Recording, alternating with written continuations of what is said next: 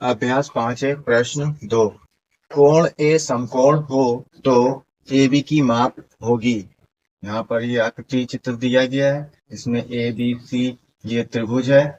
ए पर समकोण है यानी 90 अंश का कोण बन रहा है। ए सी की माप 12 सेंटीमीटर है, बी सी 13 सेंटीमीटर। यहाँ पर कोण 90 डिग्री बन रहा है। 90 अंश के सामने वाली भुजा कर्ण होती है। फिगर चाहे जैसे बनाओ, लेकिन यहाँ पर कोण जो 90 डिग्री है, 90 अंश बन रहा है, तो ये इसके सामने वाली भुजा कर्ण होगी हमेशा। और ये जो इसके साइड में होती है, इनमें से कोई एक आधार और एक लंब हो जाएगी। तो इसको कुछ मान के आधार या लंब मान के हल कर लिया जाए। एक लंब हो गई, एक आधार हो गई, और इसकी ये कोण के सामने वाली 90 अंश के कोण के सामने वाली हमेशा कर्ण रहेगी। तो अब यहाँ पर इसको हल करेंगे पाइथागोरस प्रमेय से।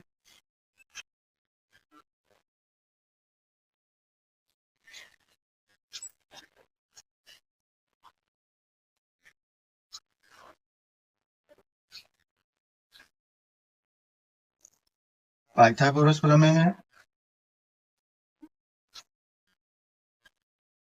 कर्ण का वर्ग बराबर लंब का वर्ग प्लस आधार का वर्ग। आधार का वर्ग करेंगे, लंब का वर्ग करेंगे और उनको जोड़ लेंगे, तो ये बराबर होगा कर्ण के वर्ग के। अब यहाँ ये 13 सेंटीमीटर कोण 90 डिग्री कोण है, 90 अंश का कोण है, इसके सामने की भुजा कर्ण होती है, तो ये 13 सेंटीमीटर कर्ण होगा। इसको यहाँ रख लेंगे कर्ण में। कर्ण का वर्ग है तो ये 13 रखा कर्ण की जगह पर, इसका भी वर्ग कर देंगे बराबर। अब यहाँ पर ये एंगल बन गया, ये इसके सामने की भुजा कर्ण हो गई। अब ये दोनों बची साइड की, किनारे किनारे की, इनको एक को आधार और एक को लंब मान लेंगे। मान लेते ये लंब हो गई और ये आधार हो गई, तो आधार यहाँ हो जाएगा 12 सेंटीमीटर। और ए बी ये जो लंब है इसका मान निकालना है, ये ए बी की माप निकालनी है। ये ए बी है, तो लंब की जगह पर यहाँ पर ए बी लिखा रहने देंगे, प्लस आधार है ए सी 12 सेंटीमीटर, इसको लिखेंगे यहाँ आधार की जगह पर 12 सेंटीमीटर का 12 का वर्ग। अब यहाँ इसका वर्ग कर दें। 13 का वर्ग का मतलब हुआ 13 गुणे 13। ए बी का वर्ग ऐसे ही लिखा रहने देंगे, प्लस 12 का वर्ग। 12 का वर्ग का मतलब 12 गुणे 12, 12 का 12 में गुणा कर रहे हैं। यहाँ 13 गुणे 13 है तो 13 का 13 में गुणा करेंगे। 13 का गुणा इसमें करते हैं, 13 का 3 में, 13 तिया 39, 39 की 9 हासिल 3, 13 का नम 13, 13 और हासिल जो 3 मिले तो उनको जोड़ लिया, 13 3 16। इस तरह से आया 169। ए बी की घात यहाँ 2 ही रहेगी,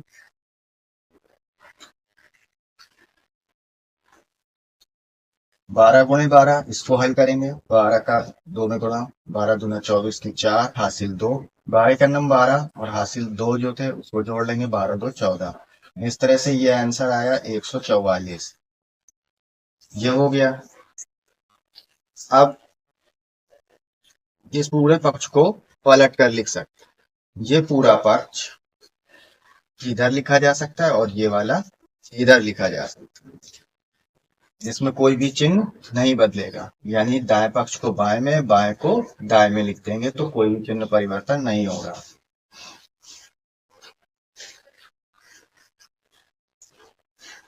ए बी की घात 2 प्लस 144 जैसे लिखा था उसको वैसे ही लिया पूरा, और ये अब इधर आ गया दाएं ओर 169। अब यहाँ ए बी का मान निकालना है तो ए बी को यहीं रखेंगे, ए बी को कहीं नहीं ले जाएंगे। ए बी की घात 2 बराबर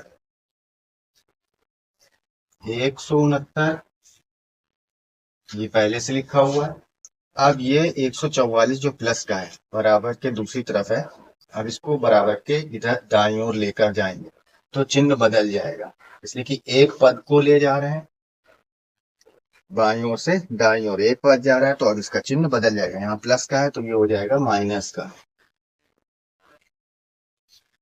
इस तरह से अब 169 में से 44 घटा देना, इसको घटाएंगे, 9 में से 4 गए बचे 5, 6 में से 4 गए बचे 2, 1 में से 1 घट गया 0। तो इस तरह से ये आया ए बी की घात 2 बराबर 25। अब यहाँ ये घात 2 है, हमें सिर्फ ए बी का मान चाहिए, तो इसको 25 को हम घात के रूप में लिख सकते हैं, तो ये बन जाएगा 5 गुणे 5। अब 5 की घात हो जाएगी ये 2। इस तरह से 25 के खंड करके लिख सकते हैं 5 गुणे 5, और 5 गुणे 5 यानी ये 2 बार है गुणे में, तो इसकी घात 2 हो जाएगी, 5 की घात 2। अब यहाँ ए बी की घात 2 है और 5 की घात भी 2 है, दोनों की घातें समान एक जैसी हैं, घात 2 इसकी भी घात 2 इसकी भी, तो घात कट जाएगी, सीधा सीधा आ जाएगा ए बी बराबर 5। ए बी बराबर 5, मात्रक लिखेंगे सेंटीमीटर, मान सेंटीमीटर में दिया गया है तो ये सब आएगा सेंटीमीटर में। इस तरह से ए बी का मान मिला 5 सेंटीमीटर। यहाँ ए बी की माप पूछी गई थी, 4 विकल्प दिए गए थे, इसमें से ये तीसरा विकल्प 5 सेंटीमीटर सही।